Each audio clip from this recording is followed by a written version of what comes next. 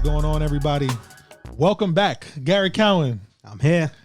Well, listen, man, this is a special day. This is a special day because we've been away for a little while, and I'm happy to be back because it's nothing better than to, give light to, what's going on around the world, but also, share some great stories. And that's always what the Dreams and Nightmares podcast is about. And again, me, Michael Jex, I'm here in the building. It's good to be here, but it's a special day, man. I have the pleasure of having somebody in the room with us today that has not only been, I would say, a mentor of mine, he's been a mentor of many. This man has allowed me now, if you go back and you look at some of the past podcasts, especially the first one talks about how, like myself and Gary Cowan has been able to, generate some success for ourselves in the industry of network marketing. One of the main individuals that has helped me, along with many others, to get to where I am today, helped Gary get to where he's at today. He's here in the building. This gentleman here, he is a legend. Okay. Now I know some of you who join and listen in or watch the podcast, some of you may just be getting into network marketing, or if you're already into network marketing, you already know this name. The name rings bells. We gotta wait on that. We gotta wait on that legend part. Yeah. Oh yeah. Right. What? Whoa. Yeah. Right. I got a lot of work to do, bro. Let me say this. Look. He could say that. I let him be humble about himself, but all of us who's been mentored by him, we not gonna wait for the legendary stuff. We already know what time it is. But without further ado, man, I'm happy, man. The living legend, man. We got the one and only Mr. Holton Buggs in the building. Living legend in the making. In the making. If you want to hold on to that, that's cool. If you want to hold on to that, that's good. But HB, as we call him today, Holton Buggs, man. He's been in the network marketing industry for 30 years, you say? Yeah. About 30 years. 30 years. September 30th would be 30 years. September 30th, 30 years. I'm sorry, September 1st would be 30 years, yeah. Wow. So 30 years on the dot this year. Yeah. September. Started when I was 3.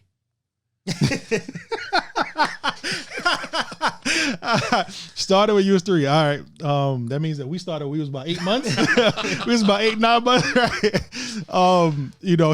They say, whenever it's funny, like, so when we do presentations, right, we got to the slide where it says, he's helped 40 some odd people, achieve millions. I'm like, that is such a lie. Like, we got to change that in the slides because there's no way it's only been 40. There's so many people that he's helped out, in order to cross that, $1 million threshold in the industry of network marketing. I'm going to be able to say a lot of nice stuff about him. I know he's not going to say it about himself. He's been able to help tons of people earn millions of dollars in the industry. He's now the CEO, chairman, founder of his own company, iBoomerang, and who also me and Gary are part of. But I mean, the goal today is really to let people know, because even when I can jump on YouTube and I do Google searches, or if I do a YouTube search, we have a lot of trainings that you can find with Holton. There's many trainings you can find, but I can't find many things to where Holton is really just dissecting where he's from, how he got to where he is today, some of the intricacies of what helped him get here to this point in time. So that's one of the main things, man, I want to ask. I know, Gary, you got a bunch of questions. I know you definitely want to ask too, but my first question to you, okay, who is Holton Buggs? Who is Holton Buggs? How did Holton Buggs get here today? How is Holton Buggs a legend in the industry? You ain't gonna call yourself that. We gonna call you that. Living legend in the industry of network marketing. Yeah, man, where's Holton from? Let's start from there. Well, the answer to your first question is how did HB get here? How did HB get here? The title of your podcast is the answer. Dreams and Nightmares. Yes, sir. Yes, sir. Dreams and Nightmares. Where I'm from, Tampa, Florida, which is right down the street. Because we're in Miami right now. Yeah, so we're in Miami right now. I grew up oldest son, and single mother. And I grew up with my mom always telling me a whole different set of stories than everybody else around me was getting. But I was able to switch gears, and when I got around everybody else, it was, I was just a normal kid. But when I was at home, my mom used to always tell me stuff, and that was my life.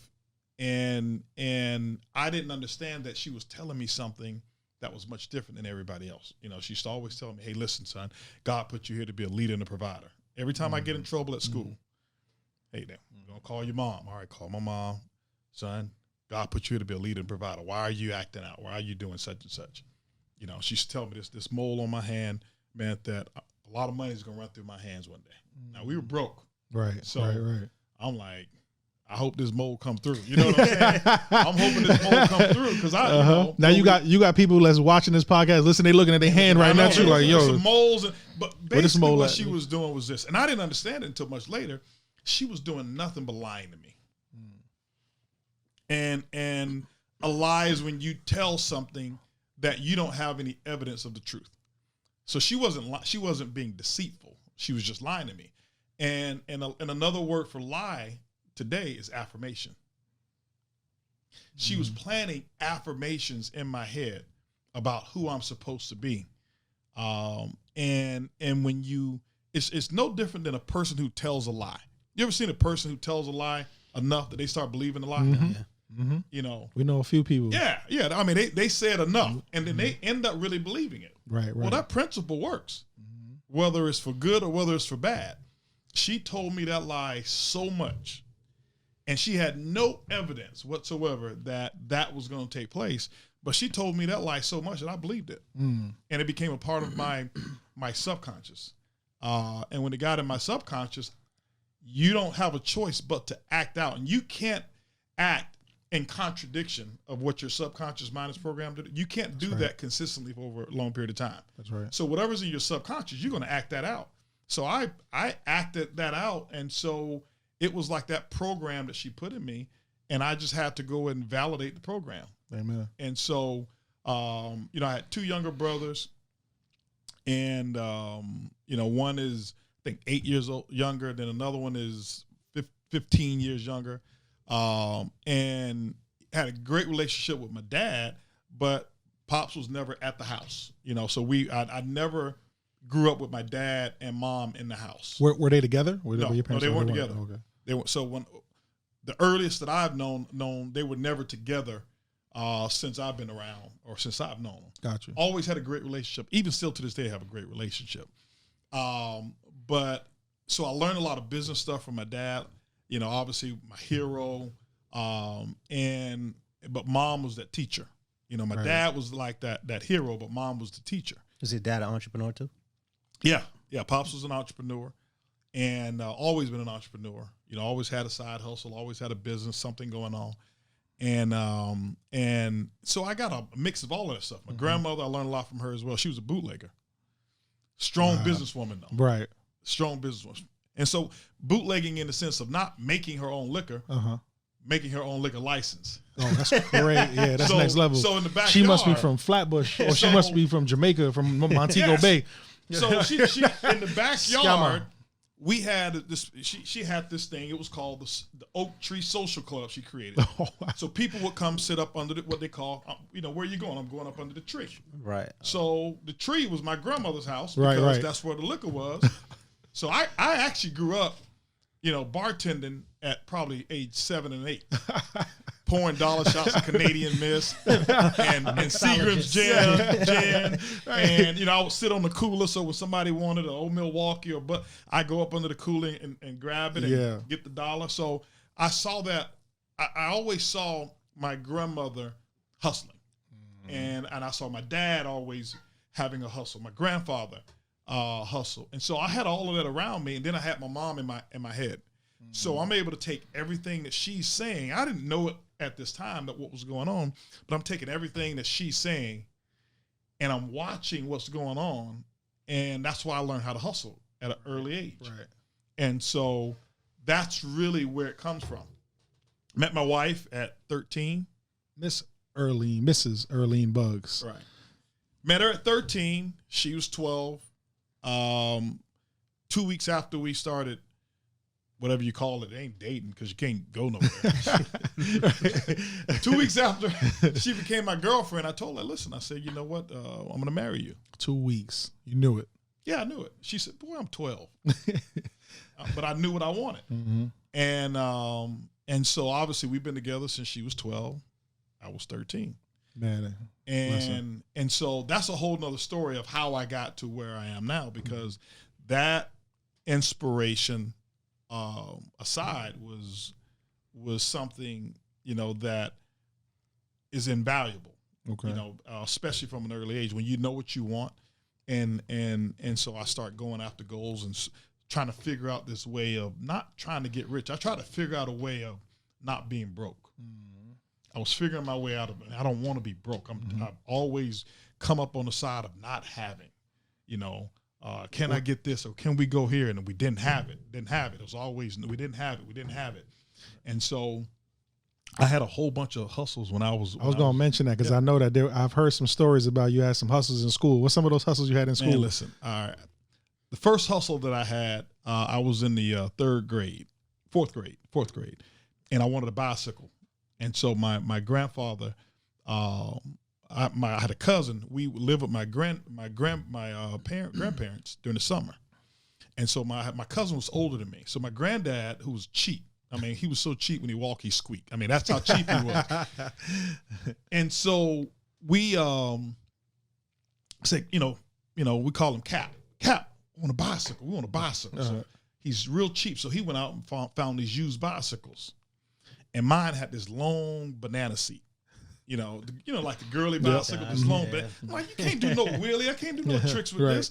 And then my cousin, he had like a BMX style bike. And I'm like, he doing all the tricks. He looking cool. But he don't even know how to do tricks. That's the key thing. I knew how to do tricks. He didn't know how to do tricks. I got this seat with the, banana seat where I could put like 6 people on the bicycle and ride. But he's got this cool bike. So I said, I'll buy my own bicycle. And so what I started doing is popping popcorn. I had my grandmother pop popcorn early in the morning, and I bag it up in little sandwich bags, and I go to school. And I sell it for a quarter. But why? Because I knew those kids who was coming to school. I knew they wanted at recess. They wanted some snacks or after school. Yeah, they was hungry. We all was hungry, and so I solved the problem. Yeah, and so I was capitalized on that. Yeah, and then it got to the point where I would walk to school, but on my way to school, there was this little corner store, and they sold Big Bowl bubble gum. Mm-hmm. It was called Big Bowl, and it was a penny, and so I would buy it and sell it for a nickel. Where was this? Penny? How long ago was this, Holton? Dude, I told you, man. 20. Hey, 20. Hey, it was a penny. It was a penny for the bubble gum, little wrapper, Big Bowl, hard candy on the outside. You chew it, turn it to gum. Yep. And I'd sell it for a nickel. And so back then, I didn't look at it like I'm making 500% profit. But I was making 500% profit all day long. So that was one hustle that I had. I was storing, when I got a little older, obviously I was storing what's called the Florida Sentinel. The newspaper. And I would throw those at the paper costs a quarter. I forgot how much we get them for. I should do that. I worked at my dad's on the grocery store, so I worked at my dad's grocery store. I was making minimum wage at that time was $4 an hour. I was getting paid $2.25, so I was getting paid below minimum wage. I had to work 2 hours just to get minimum wage 1 hour. So I did that, and then I was a barber, and so I bought my first car at 14 by cutting hair. We had a little in my grocery store. We had a little kitchenette, and so. Again, now here I want a car now, right? So I've already learned the principles of, the hustle down, right? So solving problems, right? And so I used to always want a fresh haircut, but I didn't have the money to do it. And then this guy, I'll never forget, his name was Larry. Man, Larry could put designs in your hair just like crazy. And I would let Larry cut my hair. My only purpose for letting him cut my hair was to feel how he was maneuvering the clippers in my head. Wow. So I can go learn to do it. And then my dad had some clippers, and then I started, shaving my dad's beard a little bit, giving him a little trim up. And then somebody saw me one day shaping my dad up, says, you cut hair? I'm like, yeah, I cut hair. Yeah, I do. I cut hair. Okay, can I bring my son up here? How much you charge? Oh, $5 for a cut. Oh, okay, yeah, I'll bring him on up. Dude, I used to have a line of people. And so I cut it up. And this is here in Tampa? Yeah, this is in Tampa. No license. Seems like in my family we did a lot of stuff without license. No license. Make your own license. I'm telling you, we made our own license, but did that, and then so I bought my car. Bought my first car. I was 14 years old. No driver's license, but I had a car. And that sounds about right. And then in high school, Then in high school, I remember a nice little hustle that I did. That was really my first network marketing company. I created it. So here's what we were doing. So I had a friend of mine named Michael. He was with the band and the track team. So he was in one of my classes, I think geometry class, one of those classes that I didn't do good in because we should talk all the time. And I should see him all the time with this box of candy. I'm like, what you doing, man? We selling candy. I said, for who? We raising money for the band. I say, well, in my mind, I'm like, I want to raise some money too. For me, my band. I'm watching in the class. He sells out every day. I'm like, band, y'all don't even have new uniforms. What are they doing with the money? I'm thinking. And so one day, my dad owns a grocery store. So we had access to a wholesale card at it was Pace, like Costco, but it was called Pace back then. And I said, Pops, I want to go to Pace with you. So, okay, cool. So I went and I bought some M&Ms, peanut and plain, about one box. And it was $25 for a box. So I had $50. I bought a box of each. Came back, went to school the next day, had the same type of box they had. Looked like I was selling candy for the band, and sold out. Like, okay, this is cool. Re-up the next day, sold out again. Re-up, then I'm selling out before lunch. And I'm like, hold on, I don't have enough candy. Doubled up. Every time I doubled up, I sold out of candy. And you couldn't do it by yourself. I couldn't do it by myself. So guess what I did? I recruited me some people. Said, hey, listen, y'all want some free haircuts? Because I wasn't going to get rid of my money. Right. I wasn't going to pay them money. Right? I was like, that's mine. That's right. Remember, I'm trying to get over this broke stuff. Right. So I said, hey, man, y'all want free haircuts? 'Cause by then, I was the master barber in the neighborhood. I can't draw anything on paper. In your hair, I can draw whatever. I did the New York skyline before. I mean, I can do it with clippers. I just can't do it with I would have never known that, right? And so I started having these lockers early in the morning. School started at 8:15. I would be there at 7 o'clock stacking everybody's locker. And I had about 7 different distributors, frontline. Erlene was one of them, right? I was like, you want to keep getting the ride to school, right? Okay, you're going to sell this candy, right? So I had 7 frontline, and I stocked their locker early in the morning. We go out, obviously they do their thing, sell the candy, and they got any free haircut, and when they wanted to touch up, whatever, it was free. Whatever. And dude, I was making sometimes $200 a day. I was about to say, and you knew how much candy you were putting inside these lockers, so you already knew how much money you were supposed to get back, so nobody can short you. No, nobody. And each one of them had their own locker with their own combination, so you couldn't mistakenly but nobody came back with candy. It was how old are you again? Money. How old are you again when you did this? I was 16. 16, man. Yeah, I was 16 when I was doing that. 16 years old. Yeah, you got your own candy business. Dude, I had my own candy business, so they shut me down. They shut you down. They shut me down. Yeah, the school found out. Yeah. Well, see, they only sell candy for a certain period of time. Right. And so after their season of selling candy was over, my season was still going on. So I'm the only one in the school selling candy. Right, you're the only one in business. And they're like, you stood out. You just stood out. Right. Because I don't keep going. But here's the thing: I don't do anything in moderation. This is why I can't do drugs. Because if I was to do drugs, I'd be a dope fiend. If I was I'd be a crackhead. Right. I wouldn't just try it one time. You know what I'm saying? I'd be kooky. Right. So when I went in with this candy, I went in. So it was like, I'm going in. I'm 7 wide. I'm like, right. So I got shut down. So it's easy to say like the entrepreneur spirit has probably been with you, since the earliest memories, because you had your dad, you had your grandma, right, and then you started to kind of get the itch as you were 14, right? Right. So what then? Because there's so much in between. But what made you say, you know what? Having a regular job ain't it? I know you played sports too, right? You played football. Play football, and you also bodybuild. Bodybuild, ran track, and played football. Yeah. Okay, so what? And had a job. So look at that. Right? So I was hustling, had a job. I was playing football as well. That's okay. So you had a lot, right? Yeah. You had So I was a dishwasher at that was my job. It was a restaurant called Tobacco Company Restaurant, high end, kind of like it would be like your Prime 112. Okay. but I was a dishwasher. Got you. And that was the coolest job I ever had in my life. I got all my boys hired. It was like 8 of us, right? And we were all. That was like it was like club kitchen. That's what it was. It was like club kitchen. We had this big radio in the back, and that was a fun job. Yeah. Right. So when did it decide? When did you decide? I guess when did that thing switch where you said, you know what, I got to try something different. I want to do something different. And how were you introduced to network marketing? You know, and what made you say, yeah, this is it? Well, I mean, there was several times in my life whereas I had to try something different. Number one, when I'm a dishwasher, here's when I knew, even though the job was so cool, here's when I knew I wasn't doing much. I never forget my biggest check for a week was like $300 and some, but I had put in like so much overtime, so you get time and a half. And I'm like, man, I'm hitting them up for this overtime. I mean, if they wanted me to come sling dishes like at midnight, I would do it. And then I saw the menu one day, and I was like, I couldn't even bring my family.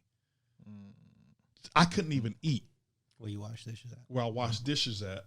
What all that work you put into? For the whole 2 weeks, because we got paid every 2 weeks. Gotcha. And I wouldn't have even been able to bring, me, my mom, and my 2 brothers. Right. We couldn't have gone.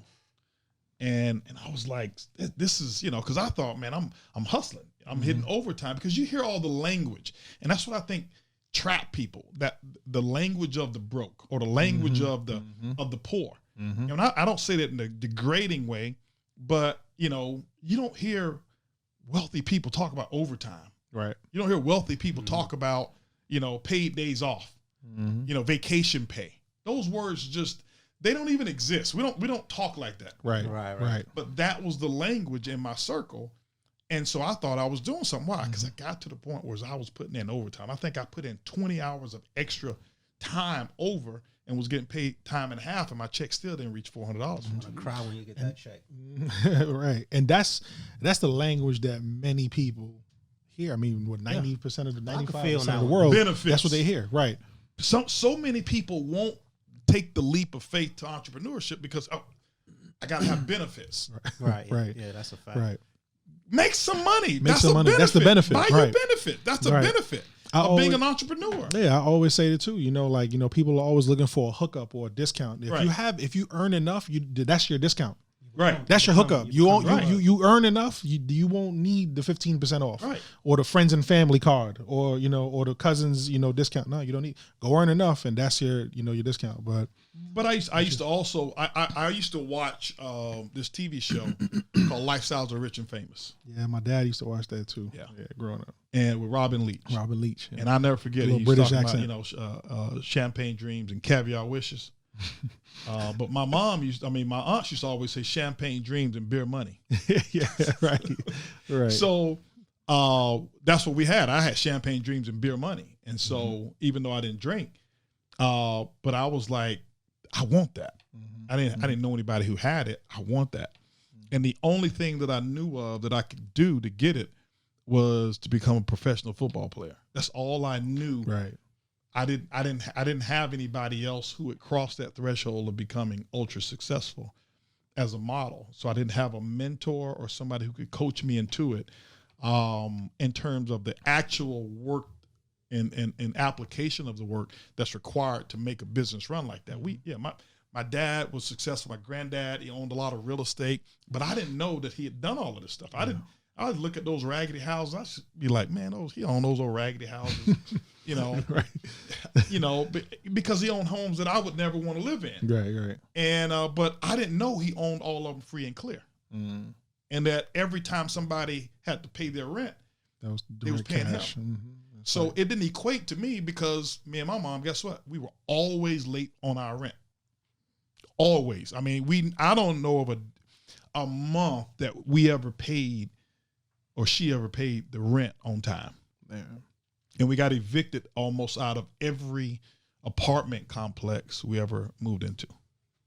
Crazy. One day I came home, I didn't know, I thought they was doing extermination because all of our stuff was sitting out. I'm like, okay, they exterminated the bugs. This is in my mind. I'm thinking, okay, man, okay, mom got all my stuff out. She don't want them to get all the chemicals and stuff, and so, but seeing all of that stuff, it made me tougher. It made me resilient. It made me, want more, and so that it was just a variety of stuff. I just wanted more.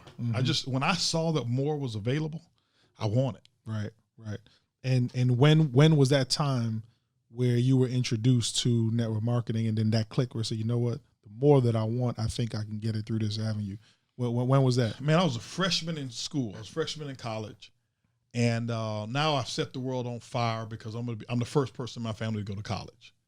So I'm playing football. I'm on a football scholarship at Texas Southern University. I was actually playing with Michael Strahan. And so we're on the same team. I at that time, while I'm there in college, I start to realize that engineering, I'm going to become an engineer. And the only reason I chose engineering, not because I wanted to be an engineer. I didn't know any engineers. I didn't even know what engineers did. I was going to be a professional football player. And so they said, you need to pick your major. Yeah, what your major is, right. And I wanted to be an architect because I did that in high school, design and stuff like that. And drafting. And so they didn't have architecture. So I didn't know what else to choose. Right. I looked through this book. This is God's honest truth. I looked through this book and I saw a word that said environmental engineering technology. I said, that sounds long. The money must be long. That's what I promise. That's how I did it. It was like, if nobody can understand it, it must pay well. Must pay well, right? So I chose that field of study based on that. So I didn't. It wasn't like I had this great plan. Right. Did you finish? Did you finish school? Did you graduate? I finished when I was done. I know what you mean by that. Yeah, I know what you mean by that too. Yeah. Now mine was a little different though. Mine was a little. I went the distance. They moved the finish line. So I went 5 years. Right. I went 5 years, and it's graduation time. All my family drives down from Tampa to come up watch me graduate. The day of graduation, they pull about 6-7 of us off stage during rehearsal. Say, hey, listen, there's 2 classes that's on you guys' curriculum that has not been offered for the last 5 years. However, it will be offered this summer, and we can't give you your diploma until you take it. If it wasn't going to be offered this summer, you can get your diploma. So I did everything that they told me I was supposed to do. Up until that point in time. I even went back for the summer. I went to 2 classes, and I said, man, I don't want to be no engineer. I'm like, I had done 2 internships for engineering firms. Yeah. While I was in school, I was like, saying that I don't know any rich engineers. So I'm like, why am I gonna take this path? Because what I did is, I think we prepare our kids incorrectly. Speak on that. Yeah. All right. So here's the thing we do. The first thing we do is we don't break the chain of this. I think we have this psychological rhythm of what's supposed to happen. And so, especially in Black families, the big thing was you need to go to college, right? College became this big thing, and it got to a point where if you didn't go to college, you almost felt like you ain't worth nothing. Right. If you don't go to college, you're not, something is wrong. That's kind of how it was. Yeah. You're a failure. You can't get in. You didn't go to college. So if you didn't go to college, either you were going to do drugs, sell drugs. This is how it was where I came from. And so what happens is we set our kids up for these fake expectations. And instead of saying, hey, listen, what is it that you want to be? You want to be an engineer? Okay, let me take you where the engineers live. Go interview somebody who's been an engineer for 10 years. Go look at where they live. Go look at their kids, where their kids go to school. Go look at how their kids dress. Go look at the money that they have, the savings, whether they invest. And then you determine, is this how you want to be 10 years after you finish school? And so we look at these titles and we look at colleges. That was the answer. I'm not knocking college. Right. But a lot of those promises are just they're just really empty because the ones who make the money are the banks. Right. But if you broke and you got a degree, you're good. You're successful. Yeah, exactly. Right. I went to college. That's, so when you got your came loan, back from the hood, right? And that dude went to college. It was like, dude, you went to college? You did something nobody's ever been able to do. You went to college, right? Mm-hmm. So, that kind of stuff comes up, but nobody, most of us weren't teaching our kids. We didn't grow up with the parents teaching us how to start a business, right, or how to develop a trade, mm-hmm. and really make some real money. Mm-hmm. Because this college thing, and it just messes people up, I think. So you from going back, you understood how to earn money, right? How to make money your way, regardless of needing an opportunity, because you was hustling for a long time, right? When you see network marketing, mm-hmm. what is your perspective? What is your you look at it? What do you kind of sign? What are you getting from it? Is it the same thing how we feel when we first hear about the industry? Man, when I first heard about network marketing, dude, I was angry at my parents because they didn't tell you about it, or they didn't know about it. I'm like, I'm in school right now. I'm in college, and I'm going to this stupid internship that I got to go to this summer. Why didn't y'all tell me about? Do you see these people now? When I went to my first meeting, I went to a meeting, 200 people there, all black people. First meeting, everybody dressed up, wearing suits, and it wasn't a funeral. I was like, I ain't never seen nothing like this before. Mm-hmm. And I never forget the guy giving the presentation. He was a retired pharmacist. His wife was a retired pharmacist. And all these testimonials came up. I've never seen anybody do testimonials except in church. Right. So when they got up, do testimonials, I'm like, okay, what are they, what's going on? Mm-hmm. And I'm a retired this, I'm a former this, I'm a former that. I'm like, man, former. I'm going to school trying to get there. They're saying they want to give it up. Right. And when I saw it, I just knew. I said, I go out and sponsor 6. Those 6 sponsor 4, and those 4 sponsor 2, and I make $100,000 a year. Oh, I had that done next week. He's doing that with Candy. That's right, done. Right. That's done. That's right? done. I'm like, that's done. And that was a company. It took me 7 years, and I never made more than $500 a month. Oh my God. So your first, I was chasing that 642 marketing plan. Right. So your first experience, right? You saw this presentation, grand room, all these people. I hear the life I want to live. Right. This is what I'm going to do. And this is what happens a lot of times too when people chase success in general, right? They get the goal. They take the actions to go achieve the goal.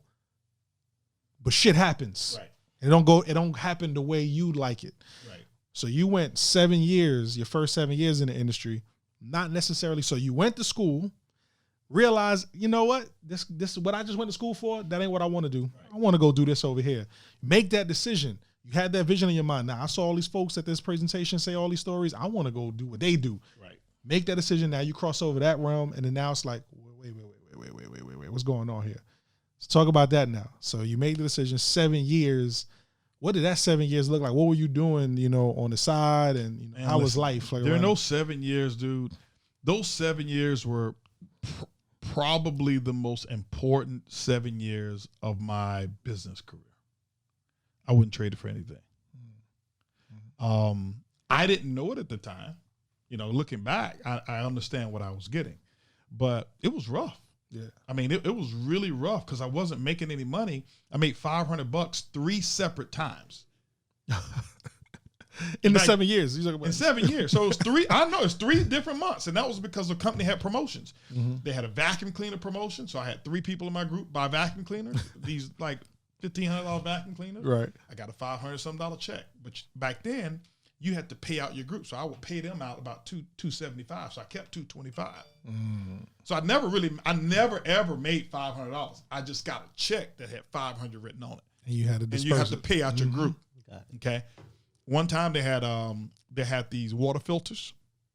So I had my group go ask their mom, hey, tell your moms, man, buy some water filters. They bought the water filters, got another $500 check. And you had to disperse that. Right. They had to disperse that. And then when there was another time they had these car alarms. They were getting rid of these car alarms, and they discounted the car alarms. And I was selling the car alarms, and hey, go tell your mama, man, go. And it was the dumbest car alarm.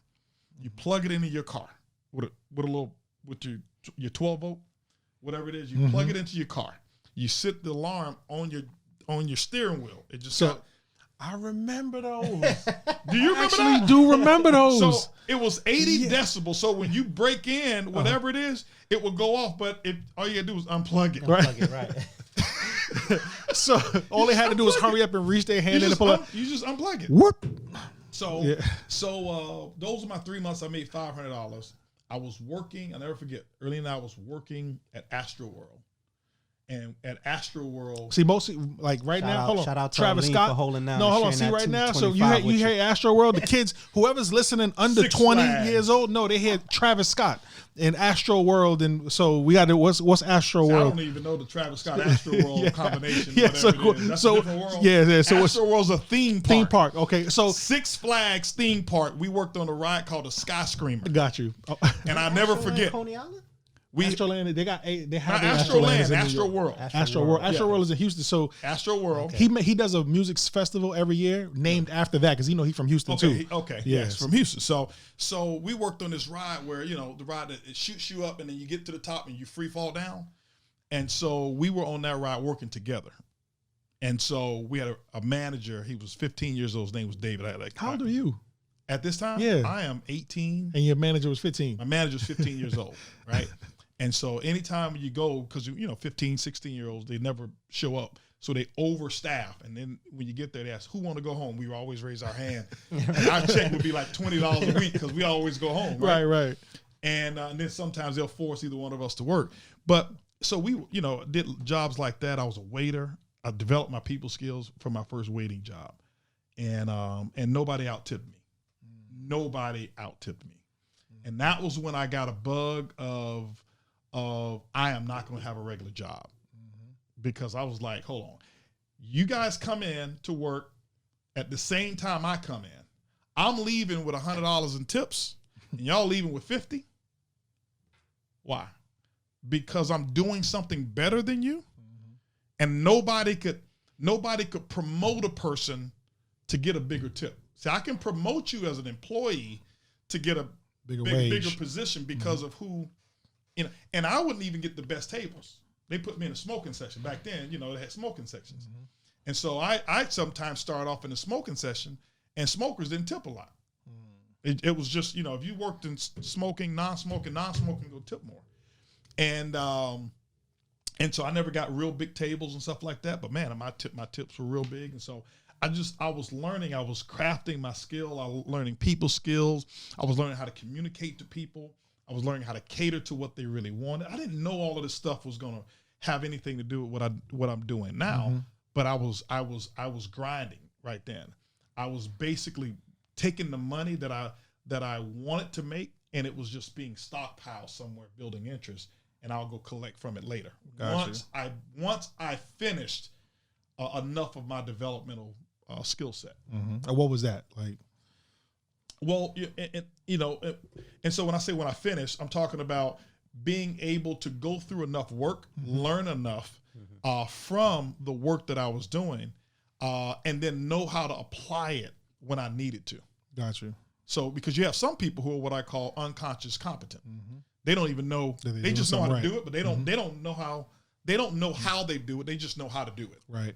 And so once I became conscious competent, and I knew, it was like I had the keys to the house, but I knew I had the key.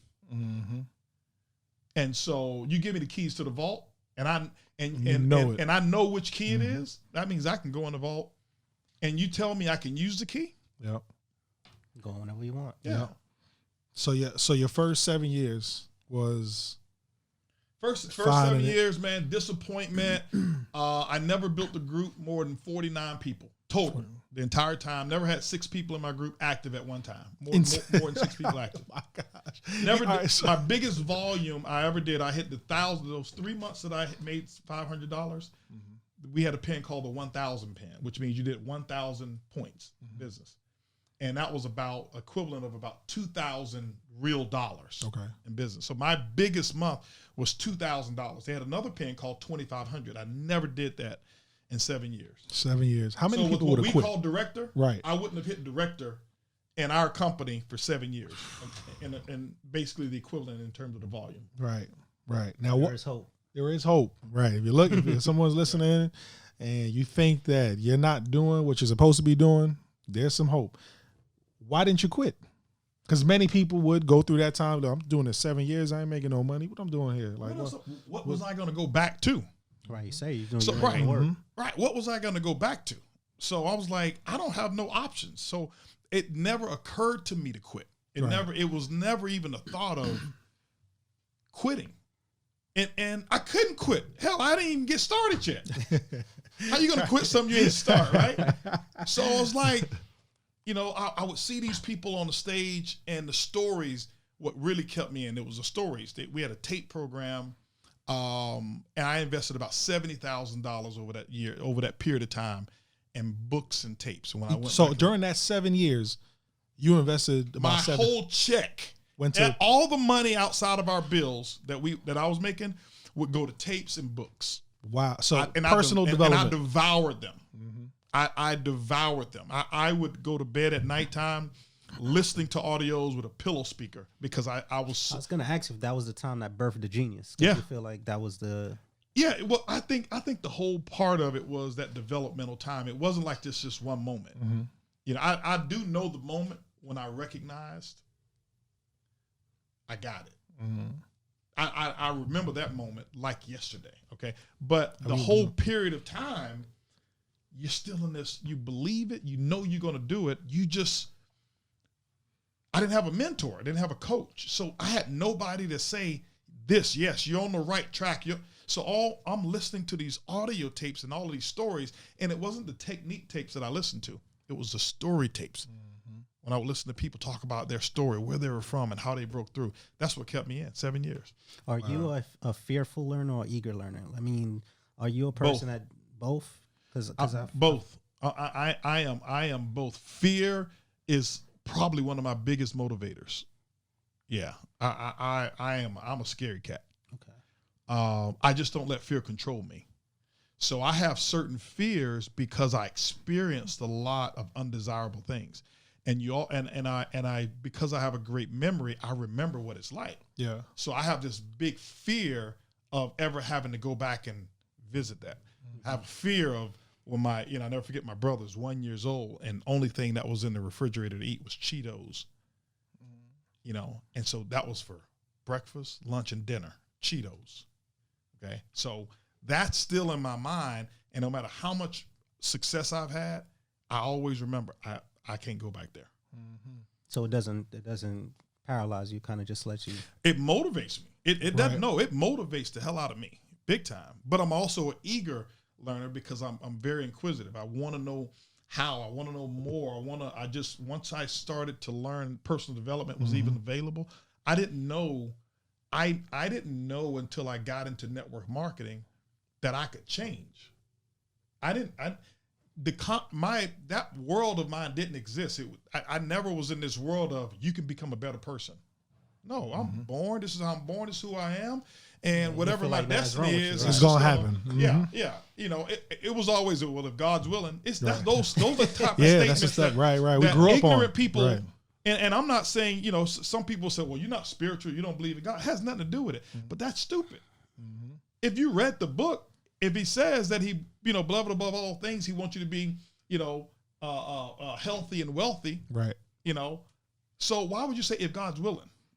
He's always willing. Because that's an excuse that if I don't do it, I can always use God as a scapegoat. Say, you know what? God didn't have it in will for me. Exactly. It's just stupid stuff like that people say. And so I grew up on a lot of those statements, and I had to learn some things that was totally contrary to the vocabulary of the broke. And my family, they wrote the dictionary of the broke. Right. I mean, I love them, right, but those words, I got them from them. And if I would have continued using them, that's where I would have been. And I got in network marketing. I can change. Mm-hmm. I read my first book, The Magic of Thinking Big. Mm-hmm. Mm-hmm. What? I can do something about my wealth. Mm-hmm. I can do something about my attitude. I can, what? Mm-hmm. Because when I got in trouble, my mom, God put you here to be a leader and a provider. I didn't know what that meant. I just knew that's what she'd always say. Right. It was never, hey, you need to go read this book. Hey, listen. What do your surroundings look like at this time? I mean, reading, You're doing business. You're Wait, working. we're gonna get to that. We're gonna get to that. We're gonna get to that. We're gonna get to that. That's keep going what you was going. Keep going where you was going. Because we're gonna get to that. That's today's Holton Bugs. I know that's the question. Just say that's still even for back then. You back then, because like in the time of 7 years, he's learning, he's failing, he's making mistakes, he's not really making money. At this point, like our surroundings of people would be digging, like be killing us at this point. Like your whole family. Yeah, you're right. What was your surroundings around then? The best thing that happened for me is that I left Tampa and went to college in Houston. I didn't know anybody, so I had an opportunity to build a new life, and so I didn't have any. I had some buddies of mine, college roommates and stuff like that, who, even my professor, one of my professors, Mr. Hill, and he's Professor Hill now, Dr. Hill now, used to laugh. He gives some engineering questions in class, and he say, here's what you're going to need if you're going to be this type of engineer, unless you want to be a businessman like Holton. Wow. And he laughed, right? Not putting me down, because he and I were real cool. But he was just teasing you, kind of. He was so engineer minded and so educational minded and so school minded that it was, how could one of his best students, and I wasn't like the great smartest, but relationship wise, how could one of the people who have the best potential not want to do what I teach? Right. In his mind, that's what it was. And so my surroundings at this time I was able to select them. And so I was quickly able to navigate, because now you got to remember, I'm a freshman in college. I hadn't been there a year. I got started in network marketing my same year I got to school. So when I get started in network marketing that same year, I now get introduced to personal development. I go to my first event. I see this guy talking on stage. I'm like, this guy is a weirdo. I disagree with everything he got to say. Right. Until at that time, he said he was worth $330-something million. And he used to be a city manager. And I'm like, I still disagree. And then I start listening to him. Who was this gentleman? It was Bill Britt. Oh, wow. Who was that? For some people? Bill Britt was... he was a distributor. I call him one of the founding fathers. He was, next to Dexter Yeager. Mm-hmm. But Bill Britt was my Dexter Yeager, because I was in Bill Britt's organization, which was Dexter's organization, but I never went to any Dexter's events. Mm-hmm. But Bill Britt was a man who really took personal development to the next level. He and Dexter Yeager in network marketing. And he's the second distributor I know of to become a billionaire from network marketing. Dexter Yeager used to drive beer trucks for a living. Bill Britt was a city manager making $30,000 a year. And both of them became multi-billionaires. Insane. Yeah. And aren't they now like one of them owns the Orlando Magic? No, both of them have passed on and died. They actually died but the last couple of years. No. The owners of the Amway. owners. Yeah, that's what I mean, right? The owners of Amway, right? Owns the Orlando. That's what I meant. That's what I meant. Those are the DeVos family. Right, DeVos. Yeah, I got mixed up too. Yeah, that's right. Yeah, they own the Orlando. That's right. So when did it start to turn? It didn't turn around for me in that business. So what happened is I am now I'm getting older, because I start and I'm 7 years older. When you're 24. You can't have the same excuses when you're 17. Mm-hmm. So I'm 24 years old now, and things aren't going the same. Things are the same in network marketing, but I got bills now. I don't have, student loans and scholarships. When I was in college, I figured out a way to get my college paid for multiple times. Right. And so when I got it paid for by multiple times, which is all legal, okay, they pay for my out-of-state fees, all these different scholarships that I figured out how to apply for. Yeah. And then when I go for a refund check, I didn't have to pay out-of-state fees because I was on the honors program.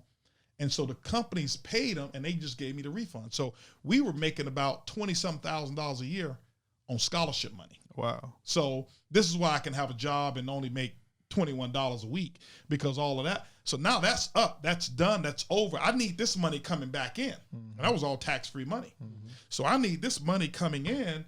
And so I'm like, hold on for a second. I went out and got a job. My first job I was selling was selling credit card processing for this company. Okay. And I hated it. Hated it. I mean, hated it with a passion. And I'll never forget telling a buddy of mine, I said, man, I can't stand this job. I don't like it, you know. And I said, 6 months later, man, if you see me working for anybody, just slap me. I had no idea what I was going to do. So guess what I do? The next logical thing. Find out how I'm going to make money. I look at my statements from all my clients I had in credit card processing. I look at the number one client I had. They were selling furniture. So I was making the most residuals from them. It wasn't a lot, but I was making them. I went over there to them. I said, hey, listen, you guys must be doing something right. I want to sell y'all product. I want you to set me up however I need to do it. And they set me up. And I went out, started a furniture business, the biggest failure I ever had, one of the biggest failures I ever had. Went out of business in 2 months. And then what happened is I went out and got a lease because my mind think the only way to do business, you need a storefront. So people think storefronts make money. Success. Storefronts make the owners money, not you. So I went out, got this lease, and I committed myself to, I think it was $300,000 in this lease. So I was smart. I said, let me get to the highest per capita income district out there because my furniture was pretty expensive. Went out and called my grandmother one day, did my Martin Luther King speech, I Have a Dream. And I don't know how, but she sent me $10,000 because I told her about this business plan I had. She sent it to me. I took that to the bank and got a $30,000 loan on that. I put the $10,000 in the CD. They gave me $30,000, took all $30,000, bought inventory. Stocked my store up, opened up my doors. I'm going to tear up the world selling furniture. And I learned how to play solitaire because I had no customers coming. I had no marketing plan. I'm on my computer just waiting for people to come in. Waiting for people to come in. I had a couple of big sales that took place. You know, this is when I learned the power of not judging people. I had a lady come in my store one day. I'm sitting there playing solitaire. She comes in smelling like fish. I mean, horrible. I'm like, smell that? So she walks in. She looks around. Says, hey, how are you doing? Welcome to La Collection. That was the name of my friend. My store, La Collection. I was like, oh, that was fancy. La Collection. Little fancy. Home furnishings and accessories, right? And so I said, welcome, blah, blah, blah. And is there anything that I can help you with? Something that you see that may delight you today? I'm still La Collection. La Collection, right? I had all these French imports, man, you know. So the lady, she comes in the store, right? And she comes in and she's like, I want this.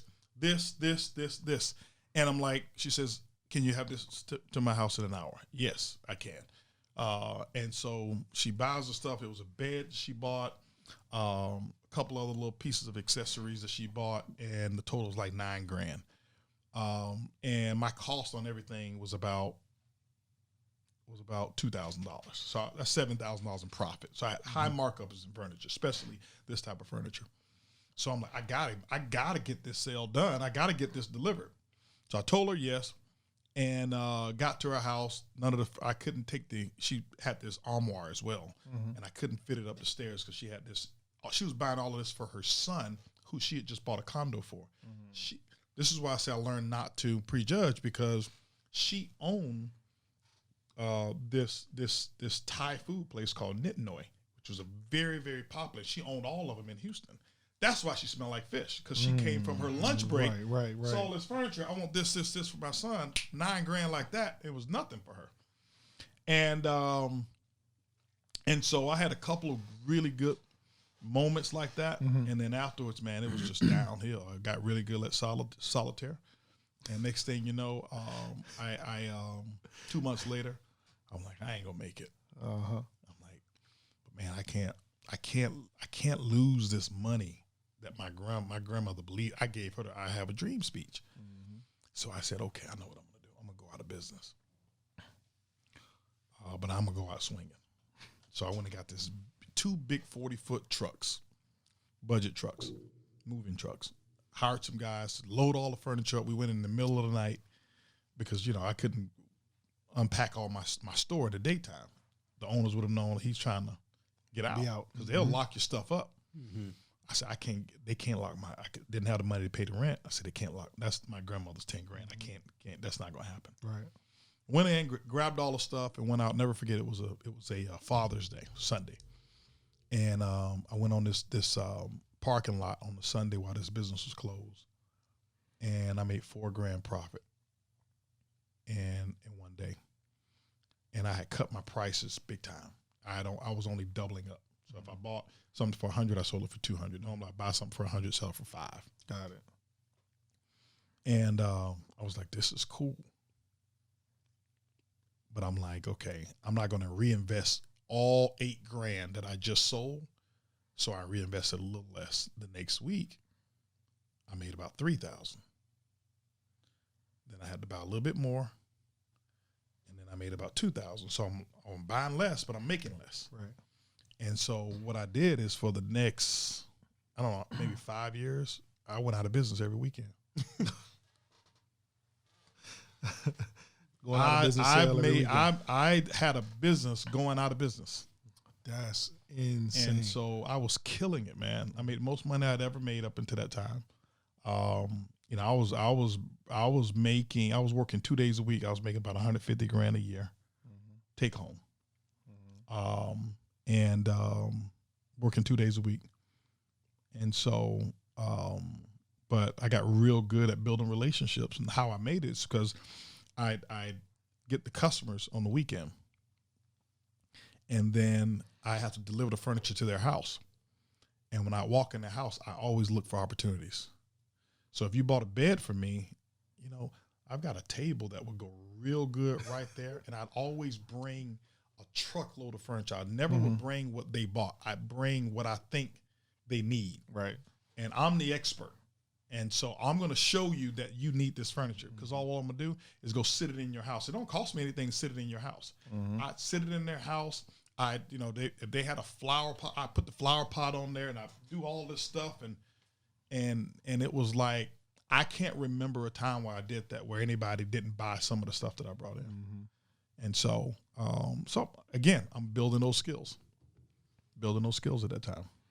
And when did you transition out of, I guess, that out of business Back furniture into networking? Yeah, the out of business furniture business.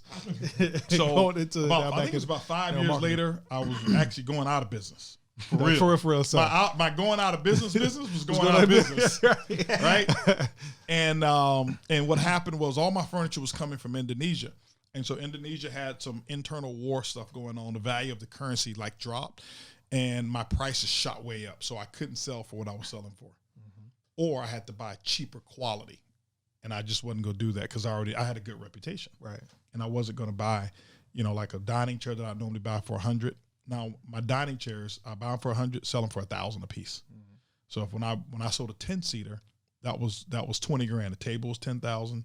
And $1,000 a piece for the chairs was $20,000, and I made $18,000 in profit. And so they wanted me to either buy cheaper quality, and I just couldn't do it. And so a guy came to me one day and handed me a business card. Said, "Hey man, listen, would you be interested in having your fax number, your phone number, and your pager number all on one number?" So what are you talking about?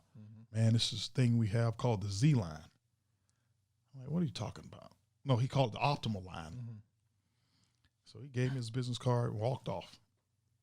I called him back, said, "Man, is this an opportunity?" He said, "Yeah. Man, they have a meeting over here. If you want to go, you can go." I'm like, "I'm going to go." And I went to that meeting, and I was, my business was, my inventory had shrunk.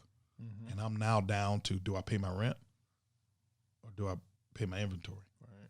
And that was when I learned a valuable lesson. I paid my rent. And when I paid my rent, because I invested in my lifestyle versus my future. And when I invested into my lifestyle, I couldn't afford my lifestyle the next month. Had I invested into my future, I could have ate forever. Right. And so some people say, "Oh, I got to have some place to stay." No, you got to have a way to earn. Right. You can always find a place to stay. You got to have a way to earn. If you own a business, you got to keep the doors open. You got to keep money coming in.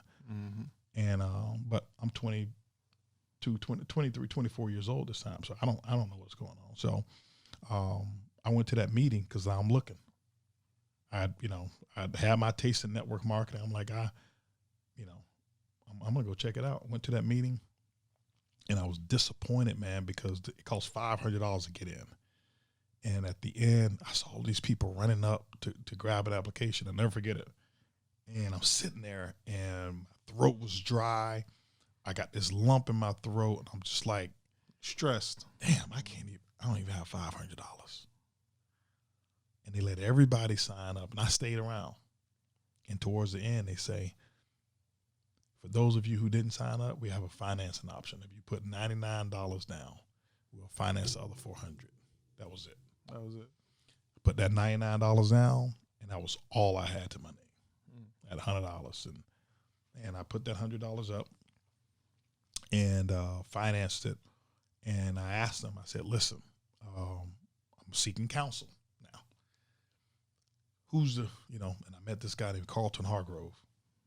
And Carlton, African-American guy, great speaker, closed the room. I was like, this dude was either like Malcolm X or Martin Luther King to me. Seriously. Dressed nice. I'm like, this dude is up there commanding this type of respect and that many people signing up. I'm like, I want to do what he's doing. And I said, he says, well, you have to become a regional trainer. I said, what do regional trainers make? He says, minimum 20 grand. What do I have? You tell me what to do, I'm going to do it. You know how those guys come up. I was that guy. I did exactly what he told me to do. I made $1,200 that month because I knew 20 grand, I didn't need my furniture business anymore. Right. So when I made that decision, I liquidated I burnt the back door. Because I'm like, this is the structure. This is all I got to do to be a regional director. Yeah, I can do this. And I went balls to the wall. I did the structure. I got the promotion of regional director, but I was a rookie, and I didn't know that there was no money with the rank. There was only money, I didn't know that there was no money with a pen or rank. There's only money when you have volume. Yeah. So they had these promotions and stuff going on. I hit the rank, but I made $1,200, and now I'm stuck. I don't have no furniture business. This is my sole source of income. I got to make something work. So that was how I got back into network marketing. And so at least I made $1,200, but I was expecting to make 20. Right. That was a big disappointment for me, because my bills were $6,500 a month. And I was at this time, I'm down to $6,000 a month. Every month I'm coming up 500 short. Erlene is out we're buying jewelry. She's going door to door selling jewelry. Hair salons. Walking in, hey, can I show you all my jewelry? Grinding too. I'm over there buying fake Rolex watches and all that stuff. I'm throwing those in there. Say, hey, sell these Rolexes. They'll buy them. Their husbands ain't got no money for no real ones, so they'll buy them. And dude, I was selling everything. I was fixing cable boxes. I learned how to download the stuff from the internet. I'm soldering cable boxes, trying to make ends meet. And I can get you free cable TV. Crazy. Back crazy. then. No license. That was my former life, but, Crazy. And so when Mike Tyson fought, I made a lot of money because people came, hey, Bugs, man, I need a box. Like, no problem, I got you. And so I look at it, and I look back at it, I was just hustling. I was doing what I could do. Right. And then I got my biggest break after that. Company was $1,200 a month. And I was disappointed, but I had to keep going. And they really turned out to be more of a promotional ad company who ran ad campaigns to get distributors instead of real network marketing. And so a buddy, that same guy came back to me. He said, man, listen, he says, how would you like to own your own shopping mall? I'm like, get out of it. Dude, I can't even go shop. He says, no, you can own your own shopping mall. Matter of fact, I just bought 3. What are you talking about? You ever heard of e-commerce? I was like, no. He says, watch this movie. And this is when the first time flash technology was around. And he hit play, and my mind was blown. And it was a network marketing company just using flash technology. And that's how I met Johnny. Wow. And shout out to Johnny Wimbrey, because without Johnny Wimbrey, I wouldn't know, Gary wouldn't know Holton Bug. So Johnny, we know you seeing this. Much respect to you. Shout out to you. You're gonna be on here soon. He's too bougie though. He's like, I'm gonna be on Zoom. Yeah, I'm gonna be on Zoom. I'm teasing you right now, Johnny, because I told you the other day. Johnny gonna I want to be on Zoom. I want to, have your people call. My that's people. Johnny right there. Yeah, you know what I'm saying. I don't know. That's how Johnny I Wimber. I come a little cheaper. Johnny got all these books and stuff like that. I don't have. He's selling yet. books right. So I can't. Johnny will have his book right here. Yet, Johnny will have his book right here. Right. He'll have his book. He'll have them all stacked up right here. Right.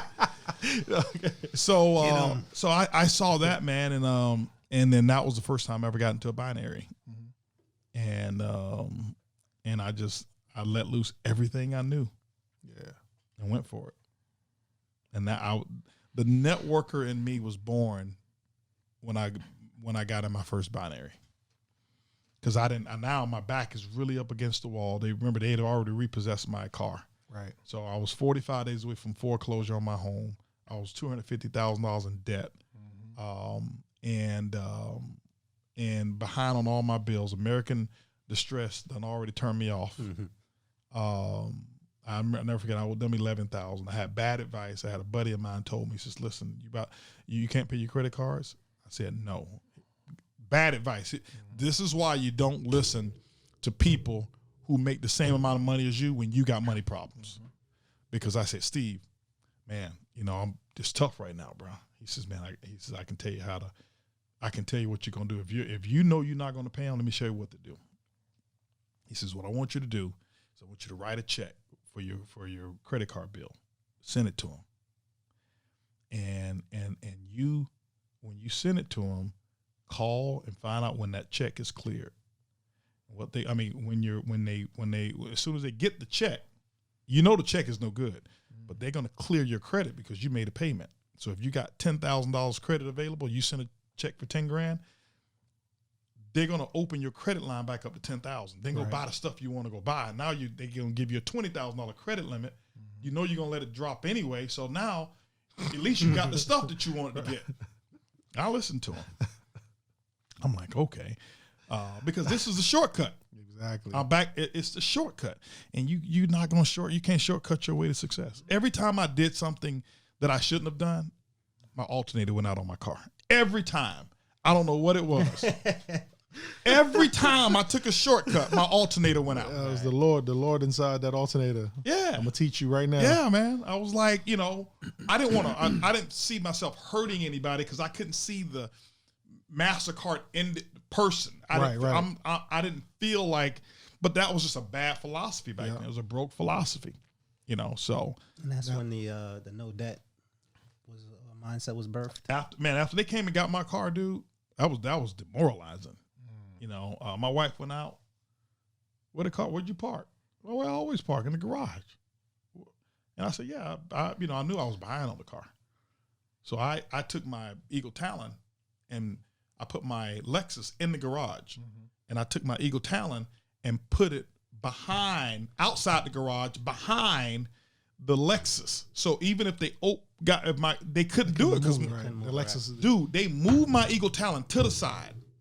They took my Lexus and then moved the Eagle Talon right back, like it was a magic trick.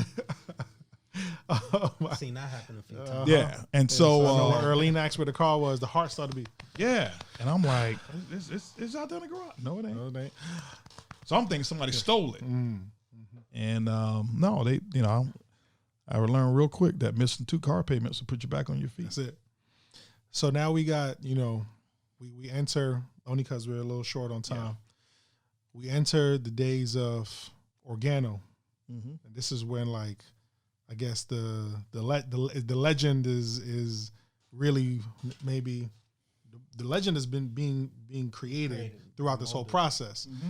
And the legend is known to the world in OG, right?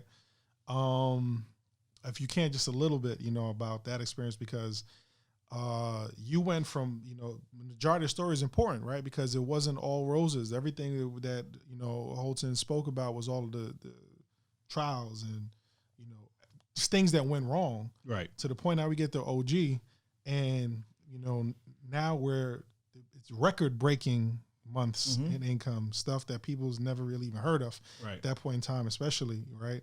What was that like? That was refreshing. I come off of some disappointing relationships in terms of distributor to ownership. Wasn't no real beef, but it was just I don't deal with liars. Yeah. Don't lie. Just don't lie to me. And so I had a vengeance. I wanted to build something so bad. I didn't even build it for the money. I wanted to build something so bad, and I wanted to make $1 million a month. I didn't need $1 million a month to live, but I wanted $1 million worth of income per month because nobody had ever done it.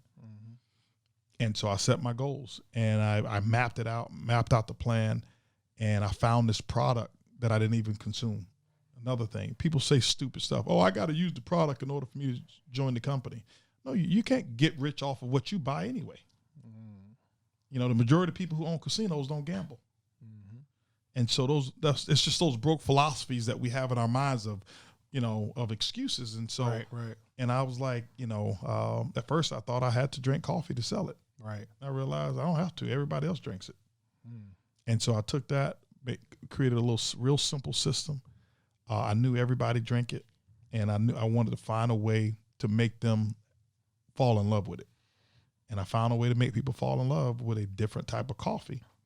And I just went, that was my first time selling out to my dreams. Every time I tiptoed in the water, every time I tried before. I made money trying, but I didn't have major success. Right. This time I went for it like I couldn't fail. Right. And I set a goal by my 40th birthday on my 40th birthday, I was going to give myself a gift. My birthday present to me was I was going to make $1 million that month. And on my 40th birthday, I made $975,000. That month. And it's $972,000. I was 28,000 short from $1 million. And 2 months later, in November, I was at 1.1, almost 1.2 million a month of residual income, and that was really good. That was really where I knew there's no secret sauce, but that was when I could grow at will. You know what I'm saying?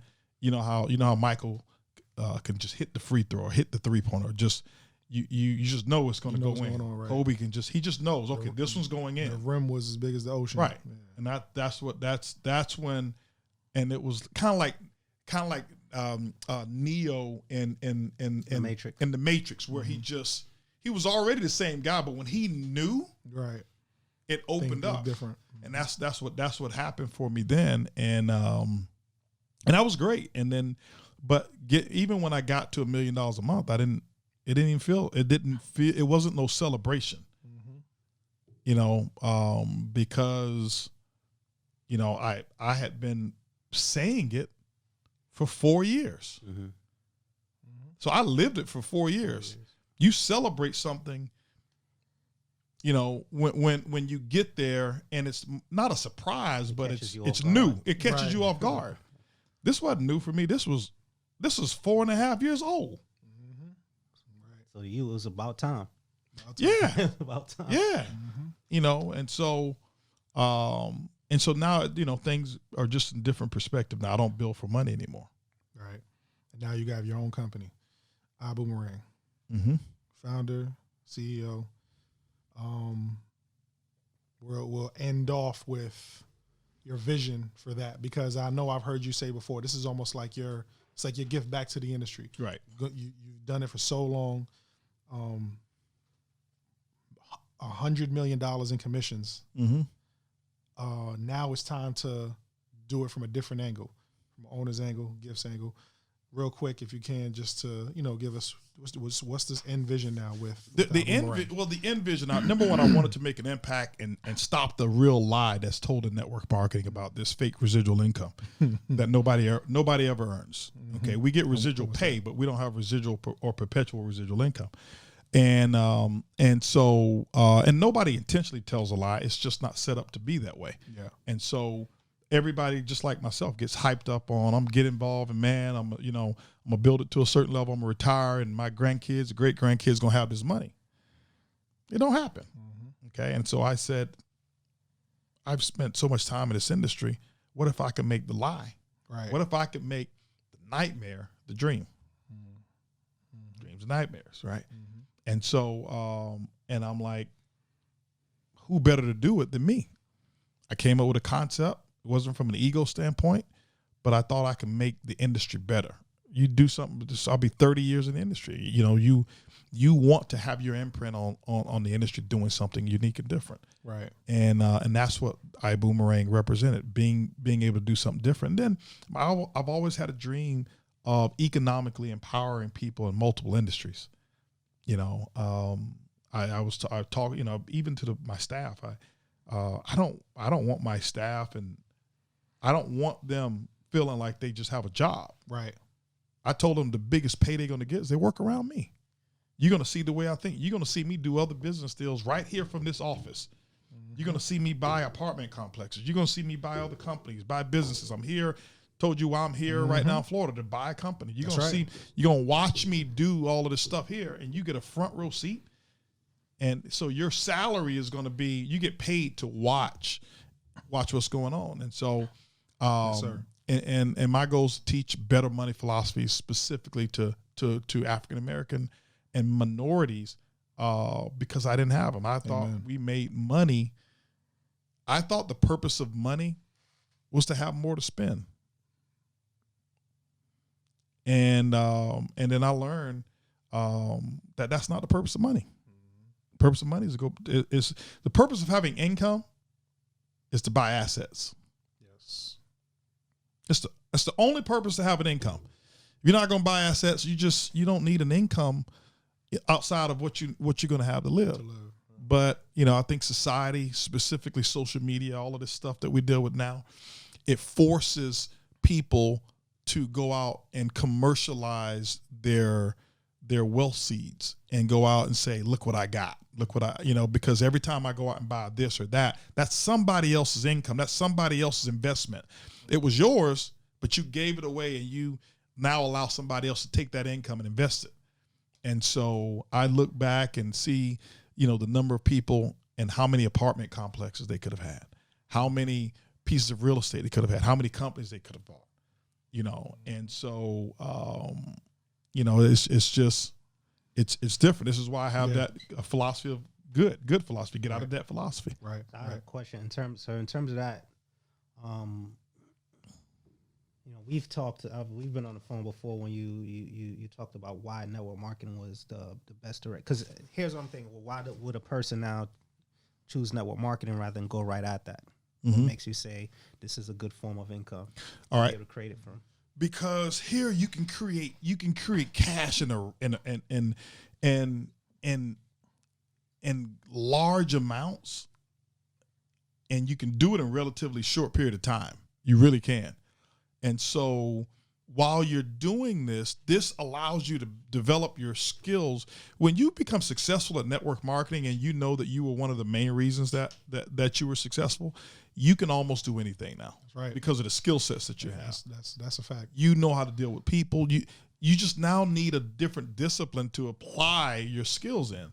And so network marketing gives you that consistent cash flow. It allows me to do deals, whereas I don't need money from the deal now. Why? I got so much money coming in from my network marketing. I don't need to make money off this for 5 years. Right. I bought a piece of property in Vegas, right next to where they just built the stadium. The city of North Las Vegas was going bankrupt. This was during that recession time. Well, they needed a cash buyer. Guess what? My network marketing money allowed me to go buy it. And then I was going to develop it at 30 acres, prime real estate. Major developer came. I didn't put one dime into it. He said he wants that. He wants it. Boom. Flipped it just like that. Because I had cash. I didn't have to go get financing. I didn't have to go get a loan. They needed a cash buyer. And guess what? When you got cash, the great ideas are going to find you. Bad ones will find you too, but the great ideas definitely will find you. And the good ideas will find you if you have the great counseling. Great. There you go. Great counseling. Yeah, bad ideas always come. Oh yeah. You got a good enough counseling. You just got to filter through them. Yeah. So that's really my goal there, man. Is taking the vehicle. You can get cash rich in network marketing, but let's go out there and get some other assets. Amen. Yeah. We might have to ask you to come back to do a part 2. No problem. Your time is so valuable. Honestly, every time I talk to you, I have access to you, but I never take it for granted at all. I really respect your time and thank you for coming down and doing this.